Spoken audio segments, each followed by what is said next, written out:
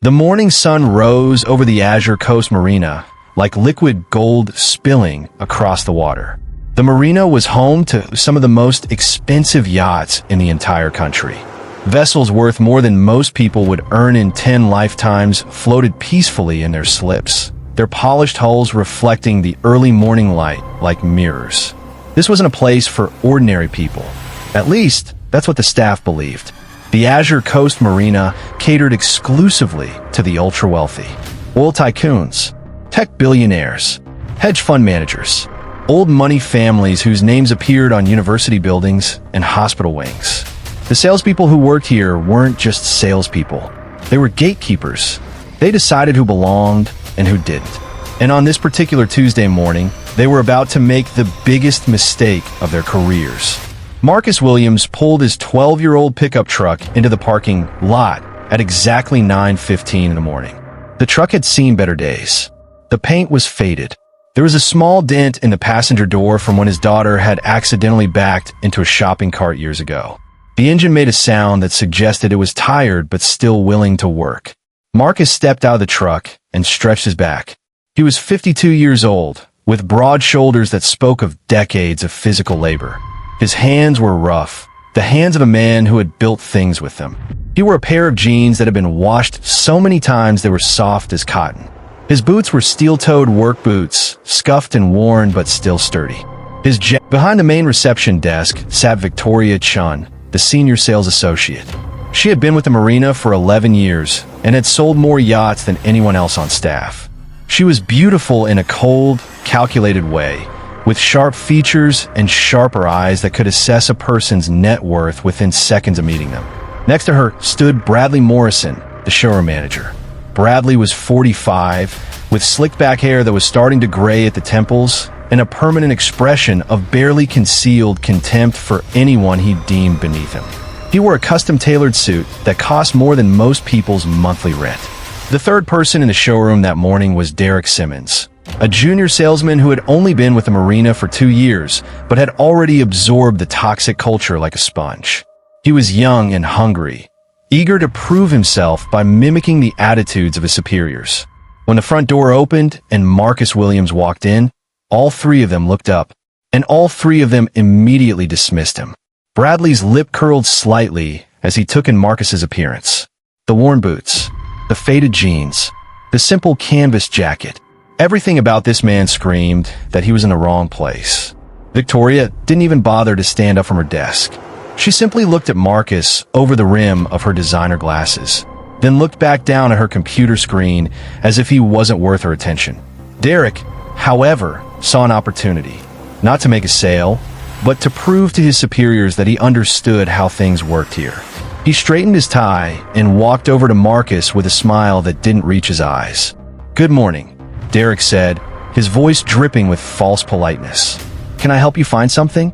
The public restrooms are actually around the back of the building, just so you know." Marcus looked at the young man calmly. He had experienced this kind of treatment before, more times than he could count. Actually, it used to make him angry. Now it just made him tired.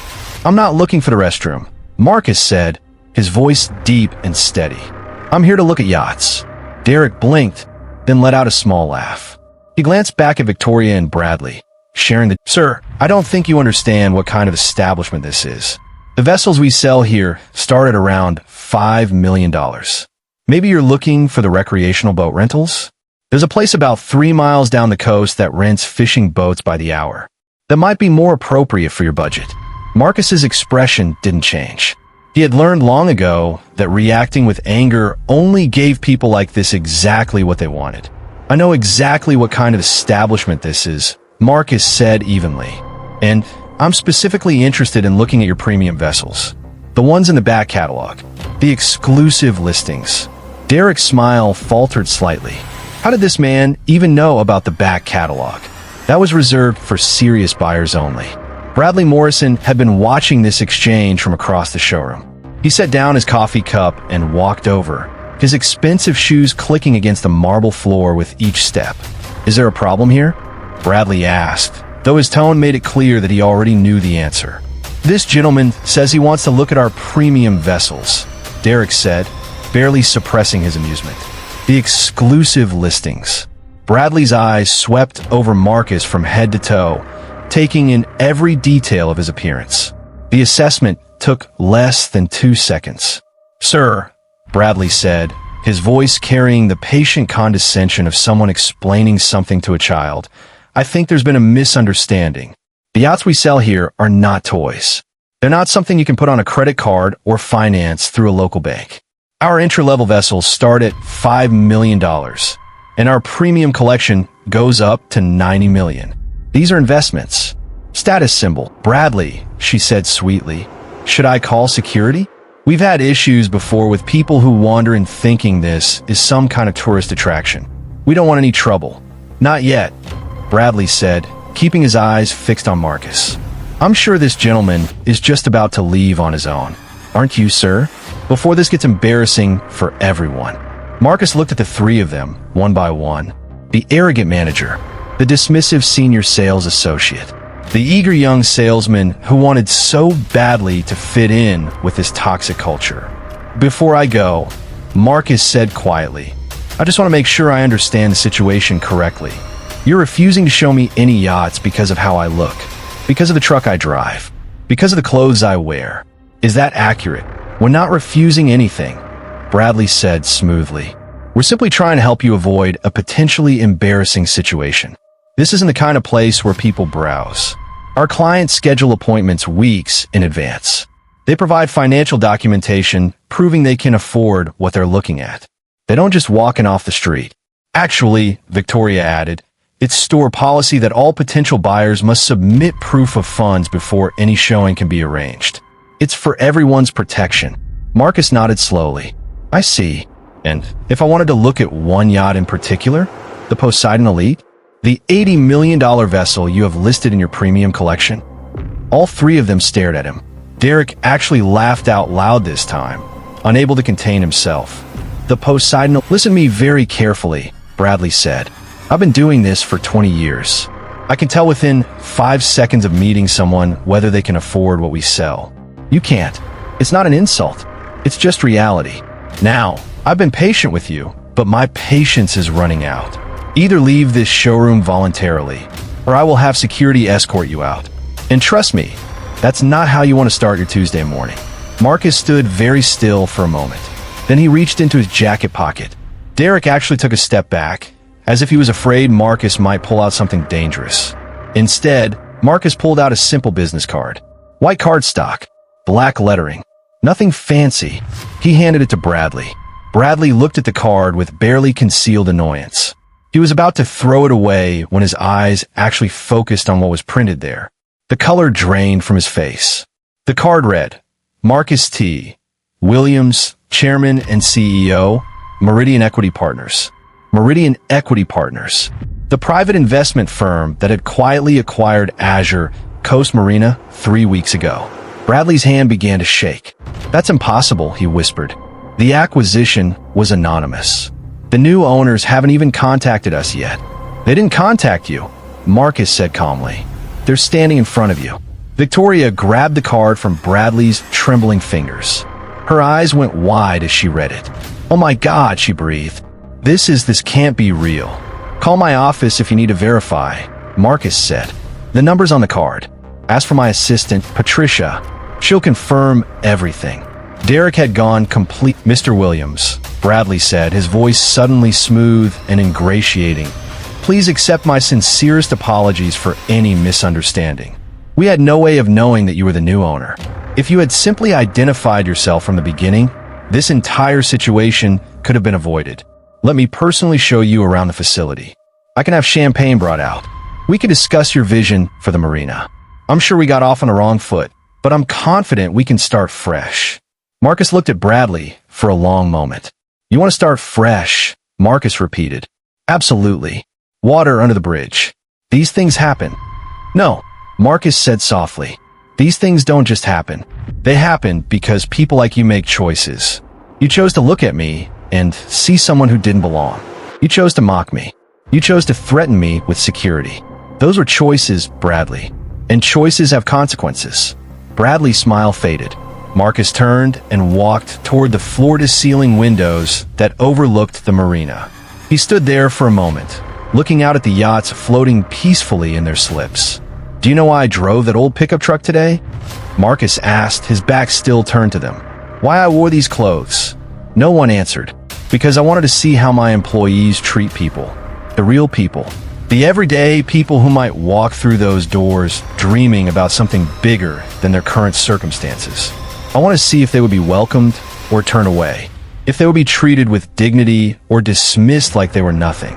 Marcus, "Mr. Williams, please. I can explain. This is a high-end establishment. We have to protect ourselves from time wasters and vagrants. It's not about race or class. It's about maintaining standards. Surely you understand that." "Maintain standards," Marcus repeated. "That's an interesting choice of words. Let me tell you something about standards, Bradley. Real standards aren't about the clothes someone wears or the car they drive. Real standards are about how you treat people when you think no one important is watching.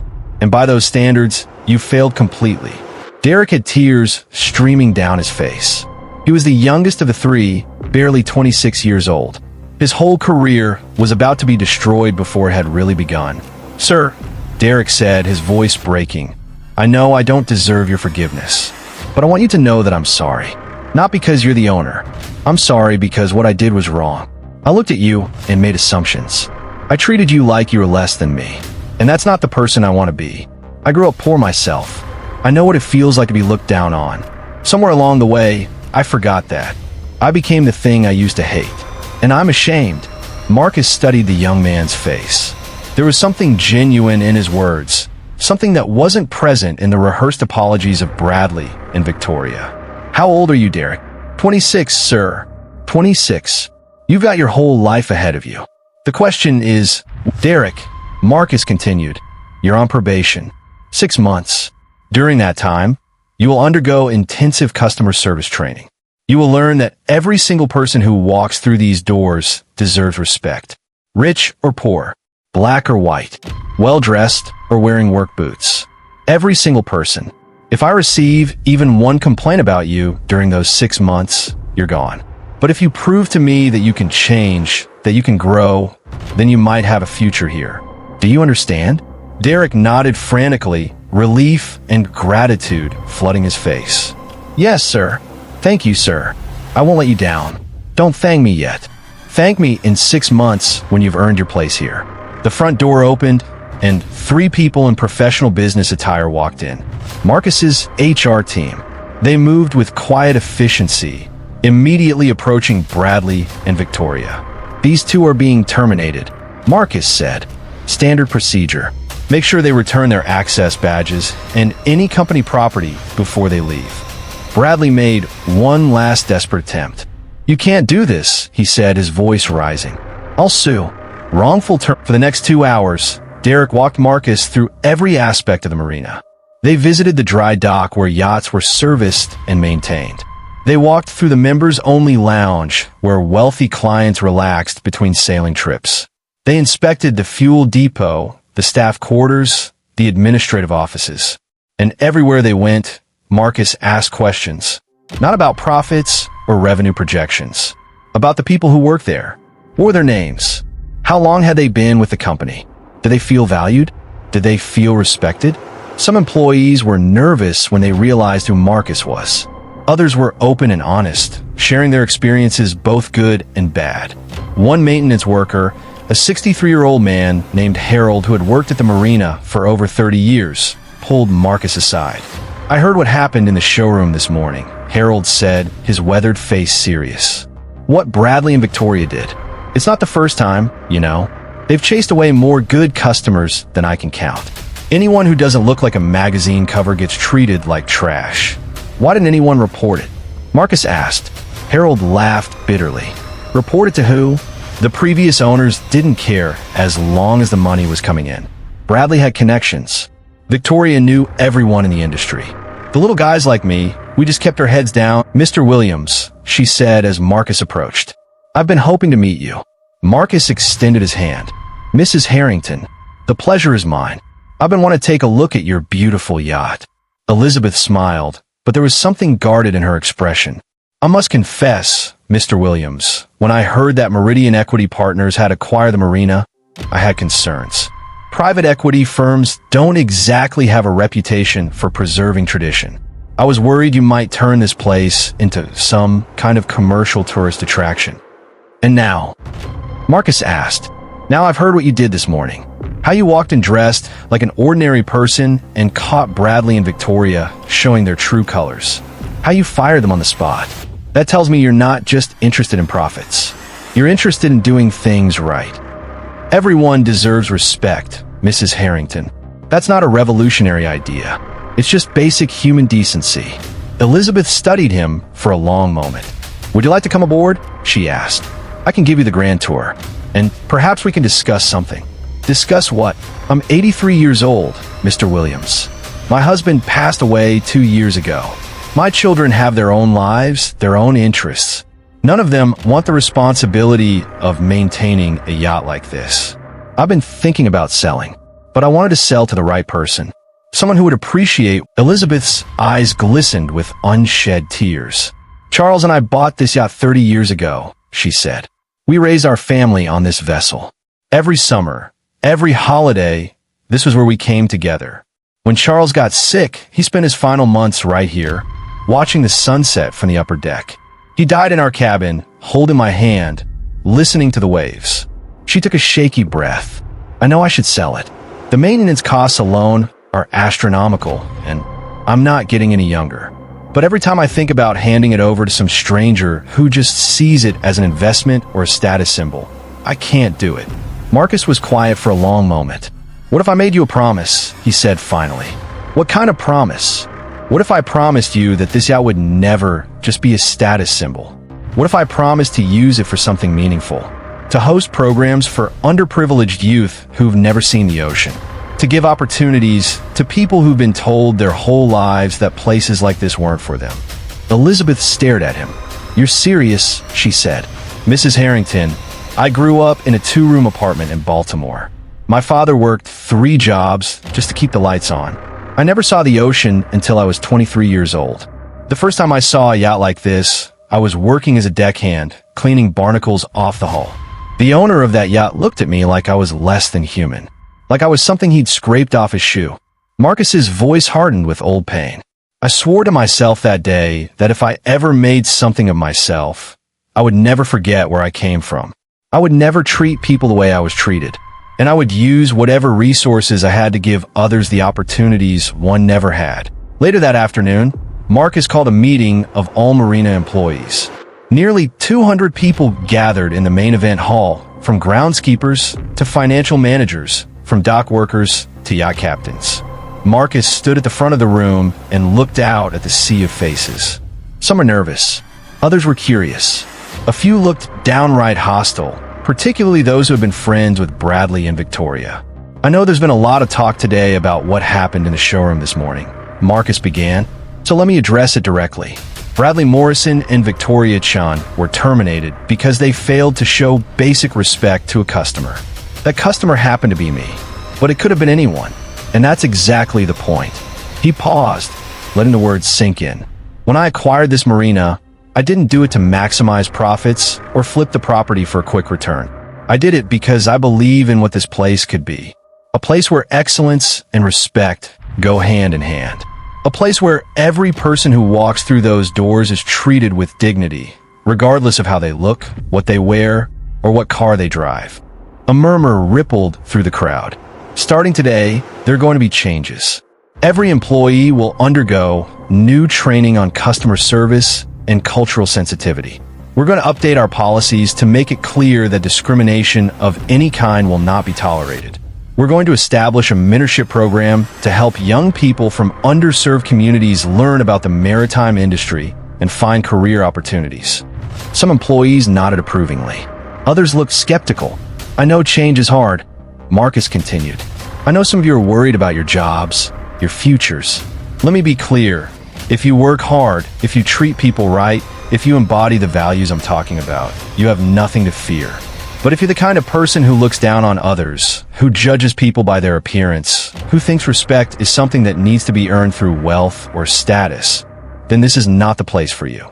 And I would encourage you to start looking for opportunity. I grew up with nothing. Less than nothing. Actually, I know what it feels like to be invisible, to be dismissed, to be treated like you don't matter. That experience shaped who I am. And it shaped my vision for this marina. We're not just going to be the best luxury yacht destination on the coast. We're going to be a place where everyone belongs, where anyone can walk through those doors and feel welcomed. Marcus looked out at the assembled employees one last time. That's my promise to you, and I expect you to help me keep it. The room was silent for a moment. Then from somewhere in the back, someone started clapping. The sound was joined by another person, then another, until the entire room erupted in applause. Not everyone was clapping. Marcus noticed. A few people stood with their arms crossed, their expressions sour. Those were the ones who would likely be gone within the month, either by their own choice or by his. But most of the employees were applauding genuinely, their faces showing something that looked almost like hope. After the meeting ended, Derek approached Marcus hesitantly. "Mr. Williams, do you have a moment?" Marcus nodded. "What's on your mind?" "I just wanted to thank you again for giving me a second chance. I know I didn't deserve it. Maybe you didn't." Marcus agreed. "But redemption isn't about deserving. It's about doing. You said you want to be better. Now you have to prove it. Every day, with every customer, every interaction. That's the work. I understand, and I won't let you down." Derek hesitated, then added, "Can I ask you something personal?" "Go ahead. When you walked into the showroom this morning and we were treating you the way we did, were you angry? Did you want to reveal who you were right away and put us in our place?" Marcus considered the question carefully. Honestly, for a moment, yes. There's a satisfaction in the dramatic reveal, in watching people's faces when they realize they've made a terrible mistake. But that satisfaction is hollow. It doesn't change anything. It just makes you feel powerful for a few seconds. He looked out the window at the marina, the yachts bobbing gently in their slips. The real satisfaction comes from knowing that you're building something better, something that will last longer than any moment of revenge. A culture where what happened this morning becomes unthinkable, where young salespeople like you are taught from day one to treat every customer with respect, because that's simply how things are done. That's the goal. Derek nodded slowly, absorbing the wisdom. "I'm going to remember that, sir, for the rest of my career." "Good. Now get back to work. You've got a lot to learn." As Derek walked away, Marcus's phone buzzed. It was a text from his assistant, Patricia. Mrs. Harrington's attorneys sent over the preliminary purchase agreement for the Poseidon Elite. She's asking for $60 million, which is $20 million below market value. Says she wants the deal done quickly. "Are you sure about this?" Marcus typed back, "I'm sure," and set aside funds to convert 2 of the yacht's staterooms into classrooms. "We're going to start a maritime education program for inner-city kids. First session begins in 3 months." He hit send and put his phone away. The sun was beginning to set over the marina, painting the sky in shades of orange and pink and gold. The yachts swayed gently in their slips, their white hulls glowing in the fading light. Marcus Williams, the boy from Baltimore who had never seen the ocean until he was 23, stood at the window and watched the sun go down. Tomorrow there would be more work to do, more battles to fight, more minds to change. The world didn't transform overnight, and people didn't unlearn a lifetime of prejudice because of one speech or one termination. But today had been a good day. Today, he had reminded a few people that respect wasn't something you earned through wealth or appearance. It was something you gave freely to every human being you encountered. Today, he had given a young man a second chance at becoming the person he was meant to be. Today, he had found a way to turn $80 million worth of luxury into an opportunity for young people who had been told their whole lives that places like this weren't for them. And today, 3 people who had laughed at a black man in worn boots had learned a lesson they would never forget. Not because he had humiliated them, but because he had shown them, in the starkest possible terms, the consequences of their own choices. The sun slipped below the horizon, and the first stars began to appear in the darkening sky. Marcus smiled quietly to himself and headed for the exit. His 12-year-old pickup truck was waiting in the parking lot, ready to take him home. He wouldn't trade it for anything. 3 months later, the Azure Coast Marina launched its first maritime education program. 50 teenagers from underserved communities spent 2 weeks living aboard the Poseidon Elite, learning about navigation, marine biology, oceanography, and careers in the maritime industry. On the final day of the program, Marcus stood on the deck and watched the students receive their certificates. Their faces glowed with pride and possibility. One young woman, a 16-year-old from the same neighborhood in Baltimore where Marcus had grown up, approached him after the ceremony. "Mr. Williams, can I ask you something?" "Of course. How did you do it? How did you go from where I am to where you are?" "Because right now, it feels impossible. Like this world wasn't built for people like us." Marcus was quiet for a moment, remembering his own journey, the struggles, the setbacks, the moments of doubt that had nearly broken him. "It wasn't easy," he said finally. "It wasn't fair. The world isn't designed to let people like us succeed. But that's exactly why we have to succeed anyway. Not to prove anything to anyone else, but to prove it to ourselves, and to create opportunities for those coming after us." He looked out at the ocean, vast and endless and full of possibility. "You don't have to believe it's possible right now," he said. "You just have to keep going, one step at a time, one day at a time, until one day you look back and realize you've come further than you ever thought you could." The young woman's eyes filled with tears. "Thank you," she whispered, "for everything." Marcus smiled and placed his hand on her shoulder. "Don't thank me," he said. "Pass it on. When you make it, and you will make it, reach back and lift someone else up. That's how we change the world. Not through revenge or anger or proving people wrong, but through building each other up one person at a time." The sun rose higher in the sky, warming the deck of the Poseidon Elite. And somewhere in Baltimore, in a 2-room apartment much like the one Marcus had grown up in, a mother was telling her daughter about a man who had made it against all odds. And the daughter was starting to believe that maybe, just maybe, she could too. That's the power of respect. That's the power of opportunity. That's the power of never forgetting where you came from. And that's why you should never, ever judge someone by what they look like when they walk through your door. Because you never know who they might turn out to be. Or more importantly, who they might help someone else become.